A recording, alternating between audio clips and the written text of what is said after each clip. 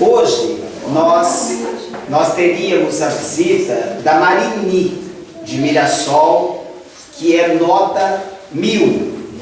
Só que ela teve problema de última hora, ela nos comunicou e tentei arrumar um substituto, né? Nós tentamos, Chibeli também tentou. De última hora é muito difícil. Então, ao invés de caviar, é arroz com feijão, tá? E um detalhe, essa palestra eu encontrei no YouTube, na internet.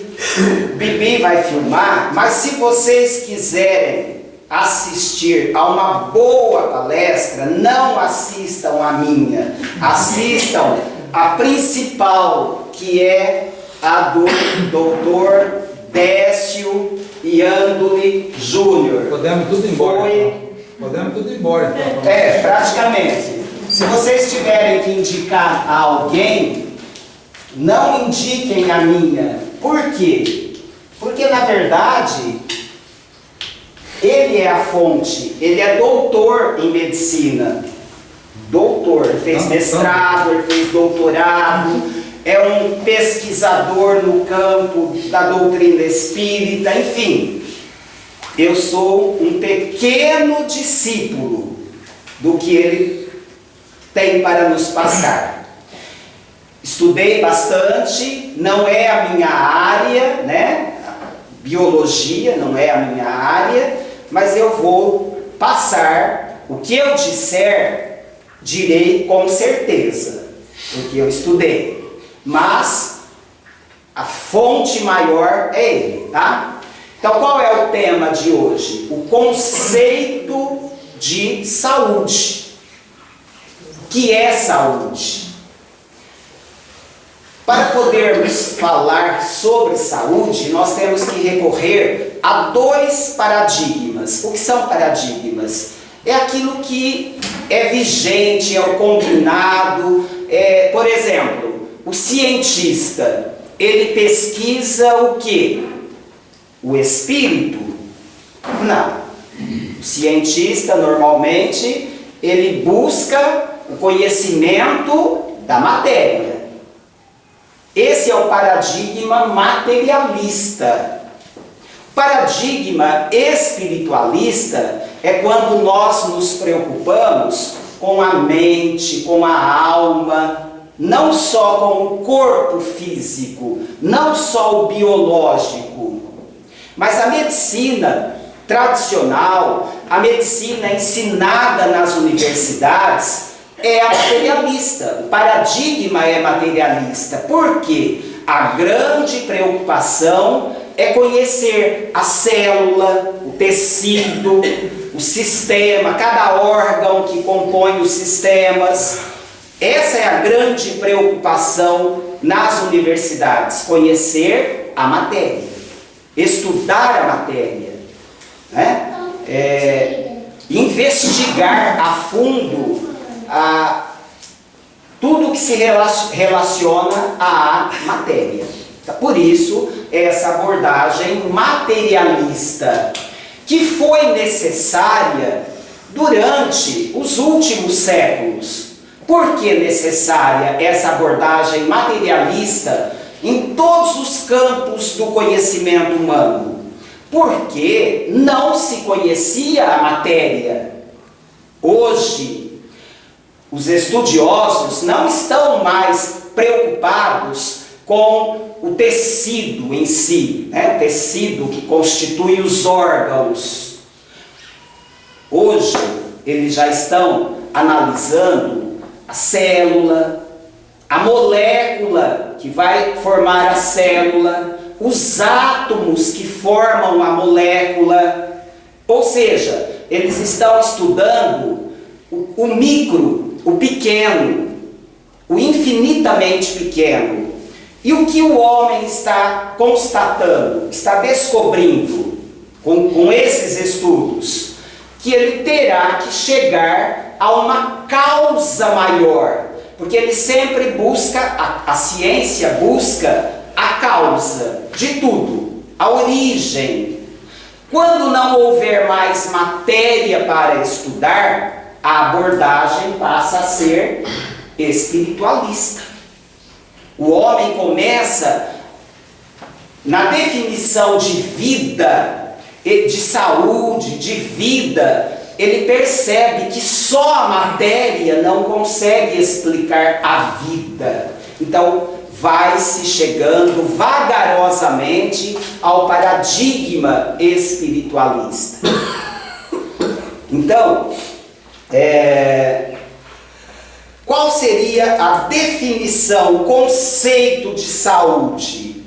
De acordo com a Organização Mundial de Saúde, de 1948, portanto, há mais de 60 anos, a definição, ela não é propriamente materialista, porque a definição é a seguinte: saúde não é apenas a ausência de doença, é um estado de completo bem-estar biopsicossocial. O que é isso? Bio, corpo, matéria. Bio é a biologia, é a matéria. Psico, a psique, é a mente humana, é a alma. Social, como nós nos relacionamos. Então, se alguém que não tem nenhum problema biológico, nenhuma doença, nenhum problema de coração, de estômago, de pulmão, nada, biologicamente ele é perfeito, mas ele está mentalmente desequilibrado, agitado, tenso, ou é uma pessoa extremamente agressiva, violenta, ou seja, o social não está bem, é uma pessoa que não tem saúde. Então o conceito de saúde é muito mais amplo que a questão biológica, o físico, a matéria, vai muito além. Essa é a definição que está, ou seja, a definição dada pela Organização Mundial de Saúde. Só que hoje eles já estão focando não só o bio, o psico e o social. Além desses três aspectos, estão também o ecológico e o espiritual. Por isso que eu comentei no início que nós falaríamos também do ecológico. Uma pessoa que não tem nenhum problema físico, mentalmente ela está bem, ela se relaciona harmoniosamente com as pessoas, porém ela reside em um local onde não há infraestrutura, onde falta tudo, falta alimento, falta água canalizada, falta energia. O ecológico não está bem, o ambiente não está bem. Então, por que nós comentamos no início que falaríamos também dessa questão ecológica? Quando nós recebemos em nossas casas o saco, o saco da reciclagem. Se nós pensarmos assim, eu preciso agir de tal forma que futuramente os meus filhos, os meus netos, os meus bisnetos tenham um ambiente saudável, eu não vou pensar que eu estaria fazendo um favor para a equipe da reciclagem. Eu estaria pensando, eu tenho que colaborar para que nós tenhamos um ambiente saudável, para que tudo aquilo que pode ser reaproveitado, que realmente seja, para que não falte no futuro aquilo que nós estamos desperdiçando hoje. Então é a questão ecológica, que é fundamental. E o espiritual?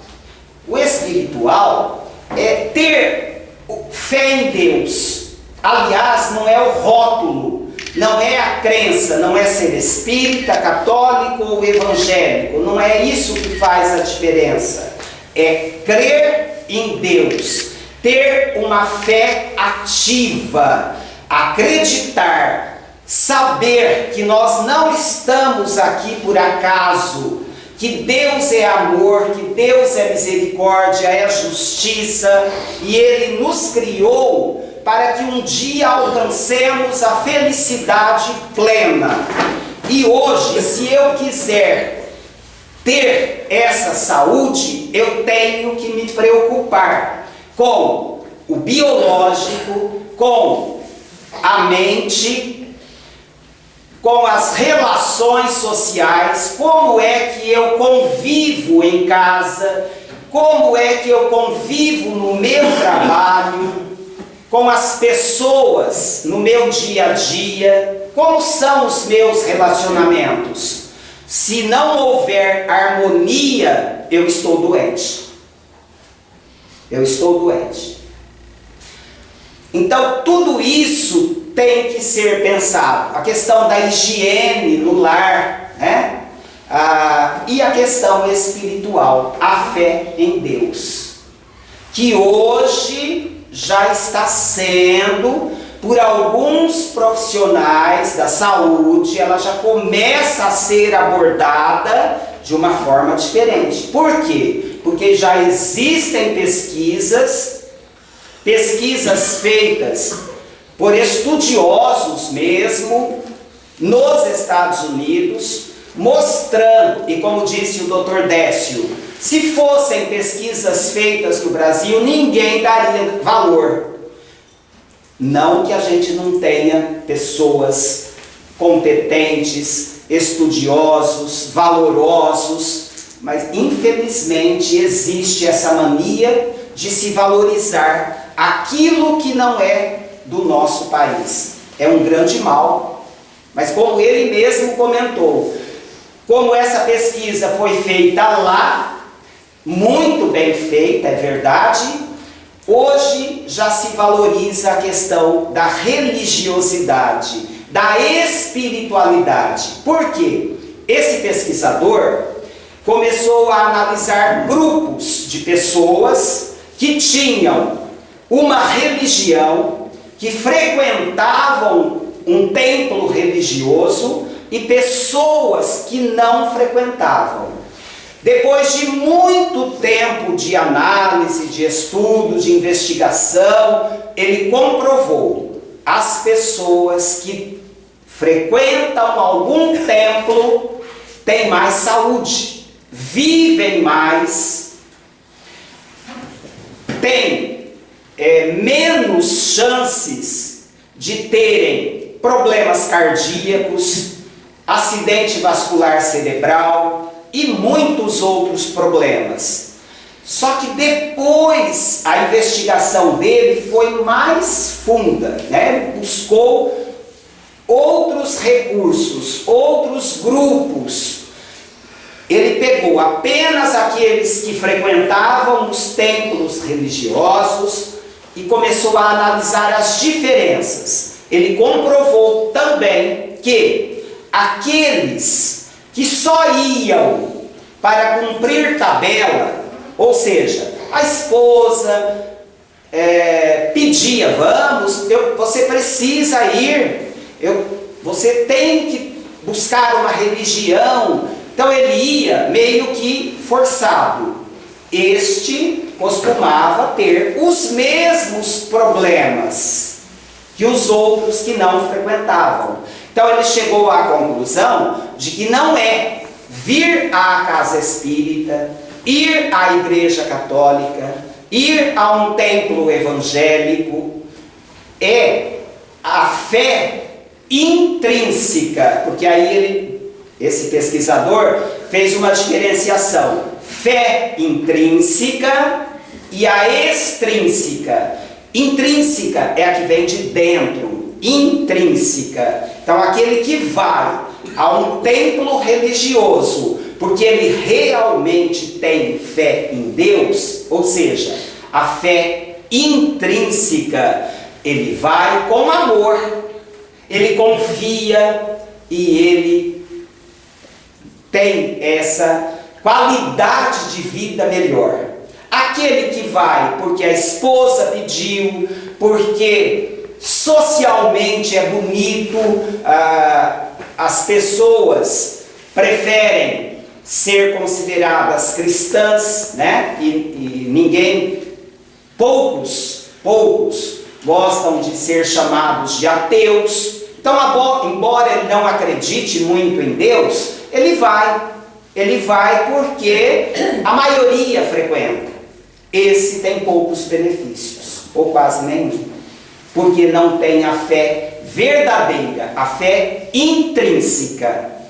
É a fé exterior, é a fé imposta, é a fé que ele adotou apenas como uma fuga dos problemas sociais, e como disse o Décio, na dúvida se existe vida após a morte, se Deus realmente existe, eu não creio muito, né? Alguns dizem, mas pelo sim e pelo não, eu vou ficar com o sim, porque se eu tiver que ir para o céu por acreditar em Deus, pelo menos eu estou dizendo que acredito. Não tem valor nenhum. Na verdade, não tem valor. O grande valor é essa fé interior, verdadeira, profunda. É isso que faz a diferença. Tá?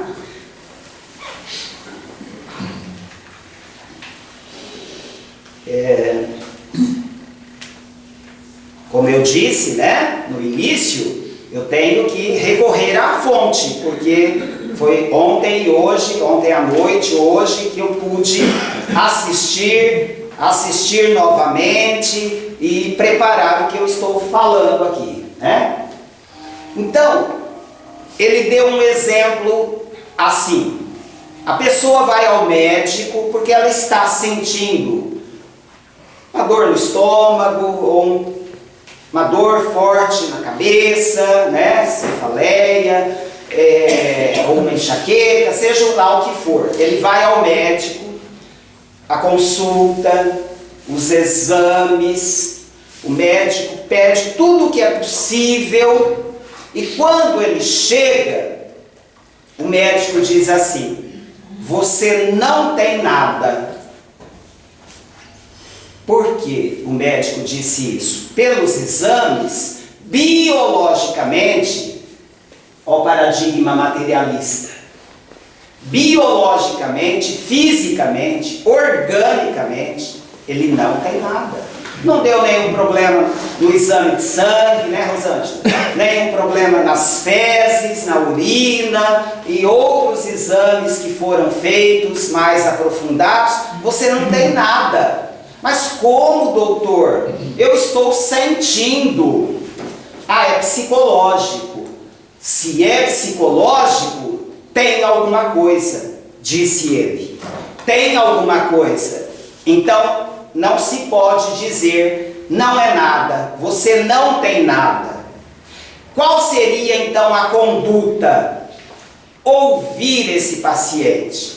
E ele diz que há duas formas de se ouvir: escrevendo, sem prestar atenção no paciente, aliás, já no primeiro dia da consulta, ou observando o paciente. Por quê? Porque existe uma linguagem verbal, uma comunicação verbal e uma comunicação não verbal. O que é isso?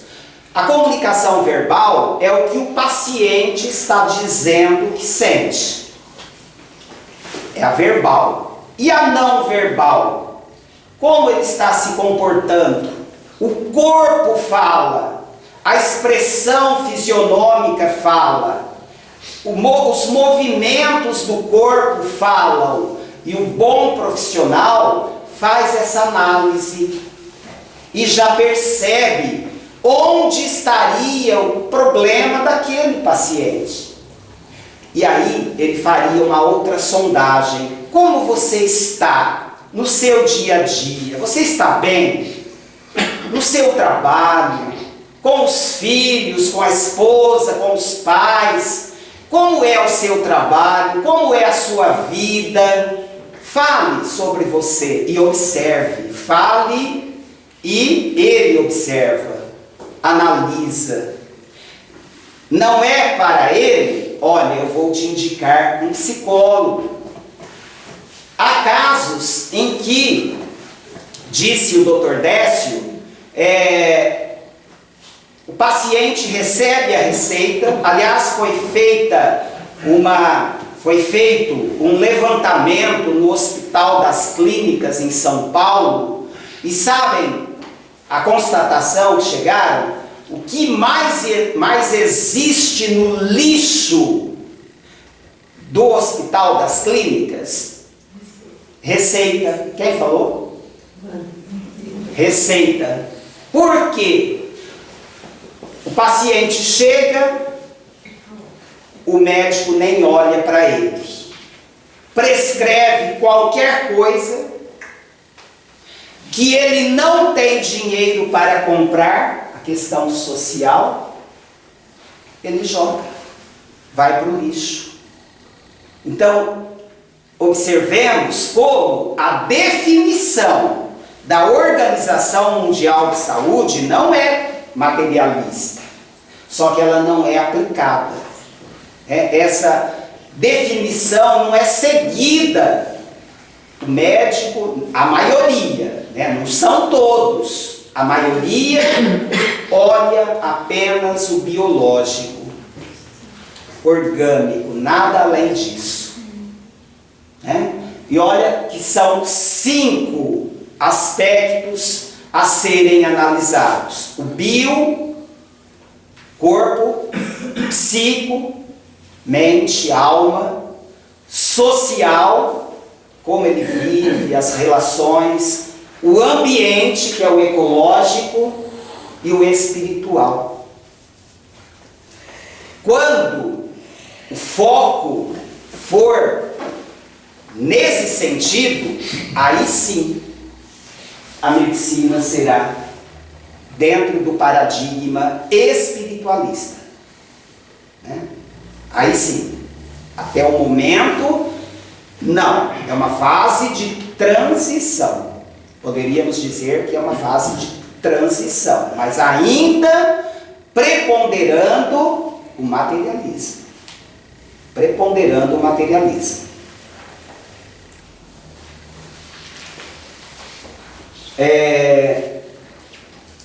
Na Universidade Federal do Ceará, foi a primeira universidade do Brasil, terra do Bezerra de Menezes,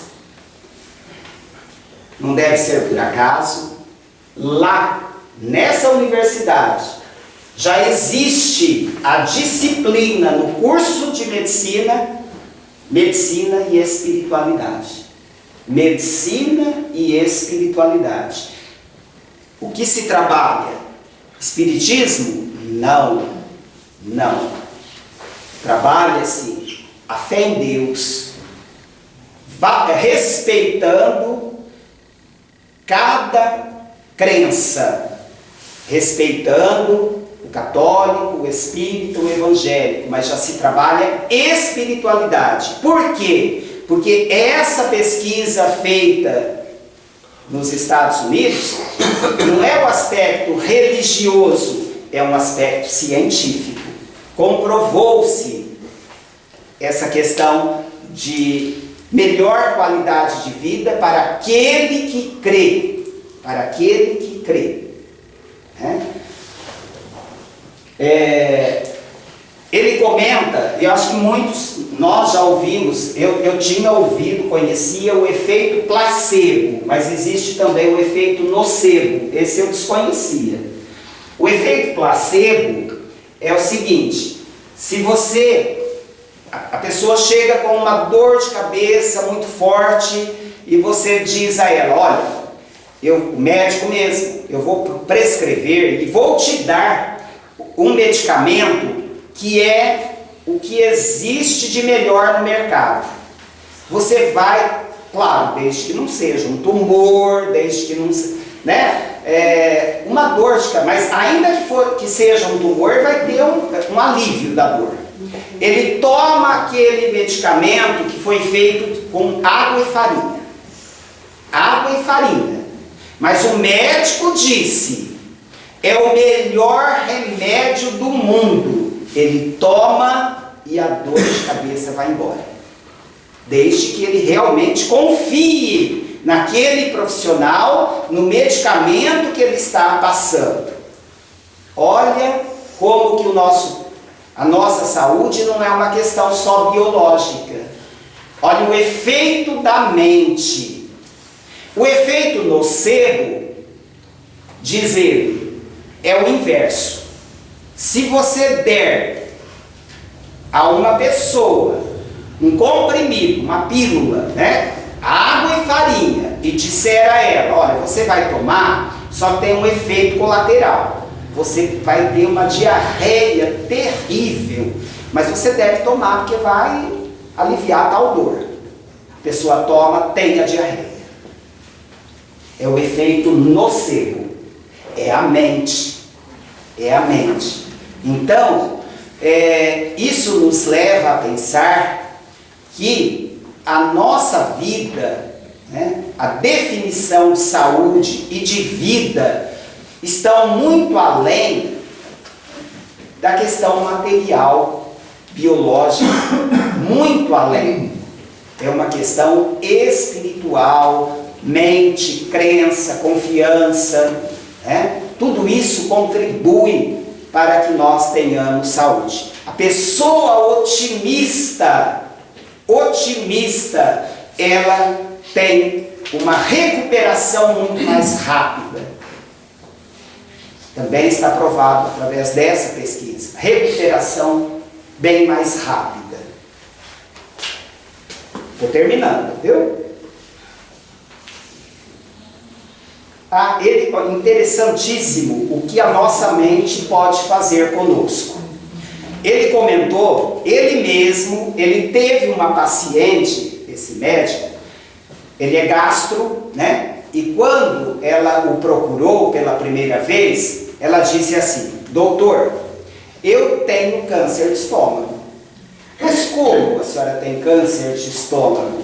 Aí eu tenho câncer de estômago. Mas existe alguém na família que já teve? A senhora está sentindo? Não, mas se eu não tenho, eu vou ter.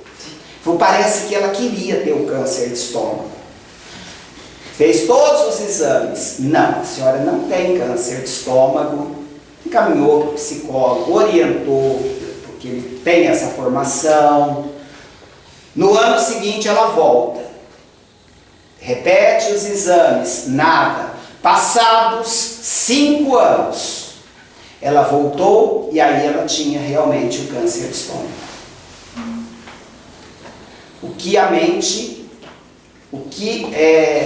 O porquê o ser humano é tão complexo, né? É tão complexo, uma carência, talvez uma falta de atenção da família, ela queria chamar a atenção para algo, enfim, não dá para analisar aqui nesse momento. Mas ela criou o câncer de estômago.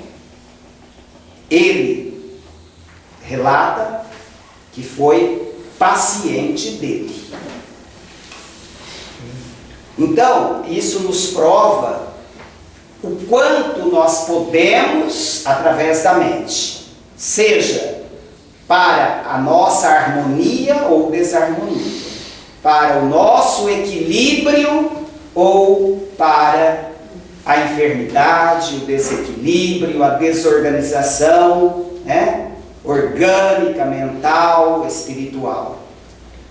Tudo isso nós podemos fazer com a nossa mente. Claro que não é de um dia para o outro. Por quê? Ele fala também da questão da cura. A cura, ela se inicia na alma. Dessa palestra, gente, o que eu vou dizer agora foi o que mais chamou a minha atenção. Disse ele, quando a gente tem uma doença, seja ela qual for, ela tem que nos chamar a atenção para algo que nós estamos fazendo ou já fizemos em outras reencarnações. Já fizemos ou podemos estar fazendo nesta. Então, exemplo, a pessoa vai ao médico, ela tem um problema no pulmão e o médico diz: você fuma? Eu fumo 20, 30 cigarros por dia.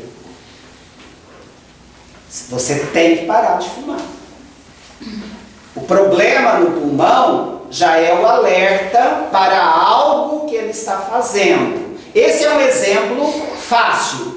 Claro que existem outros, muitos outros, porque não é só a questão do fumar, do beber, é a questão do nosso dia a dia, alimentação, o repouso, evitar os excessos, as extravagâncias e até o equilíbrio, né? Quando eu sou extremamente agressivo, vivo agredindo, né, a todos, por qualquer motivo ou sem motivo, em casa eu brigo com a minha esposa, eu brigo com a minha mãe, eu brigo com o meu filho, com o meu neto, por qualquer motivo, porque ele vai, tira algo do lugar e ele tem apenas 2 aninhos.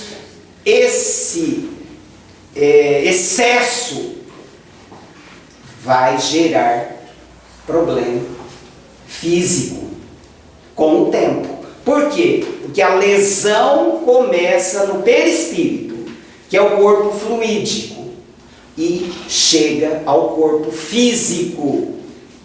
Da mesma forma que a enfermidade vem da alma para o perispírito, para o corpo, a saída também é por aí. O corpo demora muito mais para ser curado, porque é matéria grosseira. Qual é o exemplo que ele dá? Se você está em um ambiente com muita fumaça, a fumaça ela é bem sutil. Se você começar a se abanar, você já consegue afastar um pouco a fumaça. É o seu perispírito. Se você tem que arrastar 1000 quilos, um saco com 1000 quilos no chão, representando o seu corpo, você não consegue abanando ou simplesmente puxando. Vai demorar muito mais tempo, você vai ter que buscar alguém para ajudá-lo. É o seu corpo físico. Então a cura no perispírito acontece primeiro. Então ele chega à cirurgia espiritual.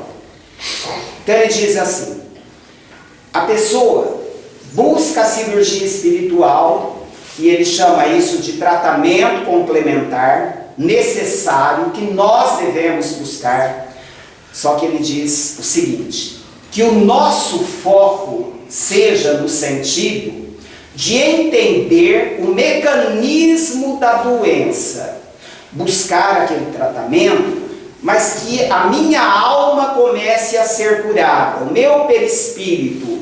E se eu tiver que desencarnar com um câncer, eu vou buscar o tratamento do médico, né, da medicina tradicional, tratamento energético, através do passe, da água, da cirurgia espiritual, que eu, ainda que eu tiver que deixar o corpo com aquele câncer, aquele tratamento espiritual, se ele me despertar para o que está errado comigo, com a minha alma, o que eu fiz, seja nesta ou em outras encarnações, eu estarei desencarnando saudável. Porque a gente pensa na cura, e nós somos assim, a gente pensa na cura imediata, não é? Você está sofrendo e é natural até a gente pensar. Mas olha como o foco é outro. Porque nós não somos diferentes. Se eu tiver uma dor, eu quero me libertar daquela dor. E ele diz, não é errado buscar esse tratamento até para se libertar da dor. Mas se não for possível, que a gente entenda o recado da vida. Que a gente descubra onde está a causa.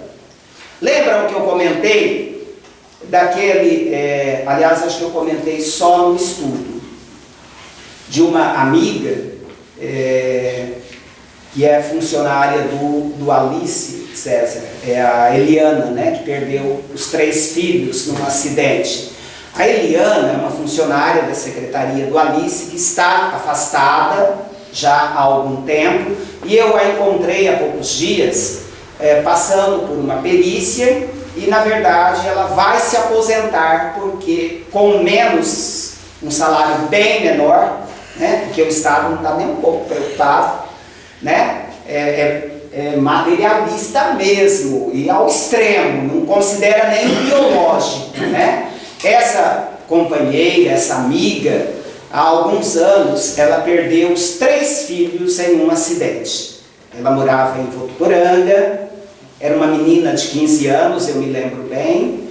Ela ainda comentou, um jovem, acho que com 21, né, César? Outro com 22, 23 anos, que iria se casar, tinha conseguido a transferência de emprego de Bauru para Votuporanga, né, era funcionário da Itautec, e quando ele consegue a transferência, acontece o acidente e os 3 desencarnam.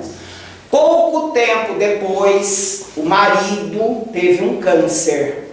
Olha a questão da saúde, não é só o corpo, é a mente, é a alma. O que enfermou, o que ficou enfermo desse nosso irmão? A alma, a tristeza, a depressão, a angústia, o sofrimento dessas perdas. E em pouco tempo ele desencarnou com um câncer pesando pouco mais de 30 quilos, disse ela. Então, é mais uma prova de que muitas vezes a enfermidade chega através de uma tristeza profunda, uma perda que a gente não consegue digerir, aceitar, né? E não estamos julgando, porque se acontecesse conosco, talvez passássemos pelo mesmo processo. Não sabemos qual seria a nossa reação, né? Mas isso vem nos provar que o ser humano, em uma visão holística, integral, ampla, não é só o corpo. É corpo, é mente, é relação com o outro, é o ambiente em que ele vive, é o espiritual, é tudo.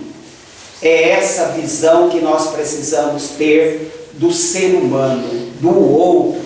E isso que a gente diz não é só na medicina, em todas as áreas. Quando nós conversamos com alguém, ouvir esse alguém, olhar para a pessoa, dar atenção, naquele momento o que ela nos pede é atenção, que a gente ouça, que a gente pare o que está fazendo. Eu admiro muito, né? Eu conheço o Dr. Aguinaldo há 30 anos, quando a gente começa a falar, às vezes ele já está prescrevendo. Você lembra de algo, fala, ele para e olha. Ele para de prescrever. Outros não. Não é verdade? Ele para, ele ouve, ele atende. Naquele momento você tem que falar, ele sabe que naquele momento ele deve ouvir.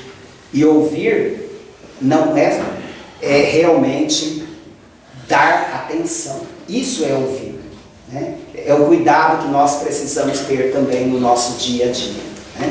Quando nos relacionamos com as pessoas, esse parar e ouvir, olhar para a pessoa, o que ela necessita, e atender dentro das possibilidades. Bom, encerro aqui, acabei falando muito, mas se tiverem que recomendar, viu, Bibi? Se você nem quiser postar, Viu? Se tiverem que recomendar essa mesma palestra, recomendem a do Décio. É só entrar Décio Iandoli Júnior, o conceito de saúde. Está muito melhor, foi a fonte na qual eu pesquisei. Que Jesus nos ampare e abençoe.